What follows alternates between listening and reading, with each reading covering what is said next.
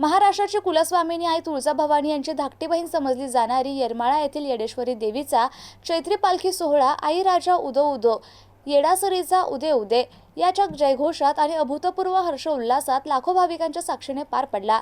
यावेळी आमदार राणा जगजितसिंह पाटील यांच्या संकल्पनेतून गेल्या 10 वर्षांपासून होत असलेली हेलिकॉप्टरद्वारे पुष्पवृष्टी विशेष आकर्षण ठरली। श्री येडेश्वरी देवीच्या यात्रेतील मुख्य दिवस म्हणजे चुना वेचण्याचा असल्याने मुख्य मंदिरापासून देवीच्या पालखीचे सकाळी 8 वाजेच्या दरम्यान चुना वेचण्याच्या रानाकडे प्रस्थान झाले। यावेळी भाविकांनी 5 चुना खडे आणि नैवेद्य दाखवून दर्शन घेतलं। चुना वेचणे म्हणजे देवीच्या प्रति भक्ती, विश्वास आणि समर्पित भाव मानला जातो। वेचलेला चुना खडे भाजून त्याचा मंदिराला पोतेरा देऊन मंदिर रंगवले जाते। पालखीचा आमराई मंदिरात 5 दिवस मुक्काम असल्याने 5 दिवस यात्रा उत्सव चालतो। या परिसरात भजनी मंडळाचा जागर, आराधी गाणी, देवीचा जयघोष यामुळे वातावरण भक्तिमय झालेलं दिसून आलं। यंदा येरमाळा नगरीत महाराष्ट्रासह कर्नाटक, आंध्र, तेलंगणामधून 15 ते 20 लाख भाविक दाखल झाल्याचं प्रशासनाकडून कळालंय।